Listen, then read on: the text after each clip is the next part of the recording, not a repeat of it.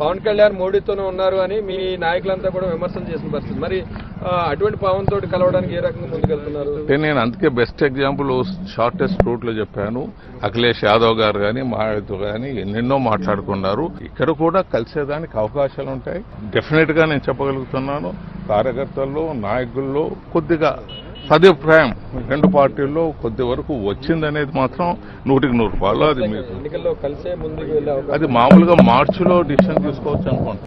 మేము వదిలేసిన మాకు వద్దనుకున్న రాజ్యసభ సీట్లను తీసుకొని టీజీ వెంకటేష్ అనే ఒక వ్యక్తి పర్యావరణాన్ని అడ్డగోలుగా మీ వ్యర్థాలని నదుల్లో కలుషితం చేసే కర్నూలు పారిశ్రామికవేత్త టీజీ వెంకటేష్ పిచ్చి పిచ్చిగా మాట్లాడితే చెప్తా ఉన్నాం.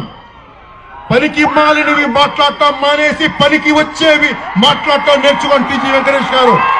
మేము వద్దనుకుంటే పడేసిన రాజ్యసభ సీటుకి నువ్వు మాట్లాడుతున్నావు, జాగ్రత్త. ప్రజల మనోభావాలతో ఆడుకోకు, తెలిసి తెలియకుండా మాట్లాడుకో. పెద్ద మనిషి అని మర్యాద ఇచ్చాను. నువ్వు అదుపు తప్పి మాట్లాడితే నేను వేరే వ్యక్తిని గుర్తుపెట్టుకోండి. పెద్దరికం నిలబెట్టుకోండి. ఇష్టానికి మాట్లాడకండి. మీరు ఏంటండి వీడియో నచ్చిందా? అయితే ఓ లైక్ వేసుకోండి, లేదంటే ఓ కామెంట్ చేయండి. ఎప్పటికప్పుడు మా వీడియోస్ చూడాలంటే సబ్స్క్రైబ్ చేసుకోండి.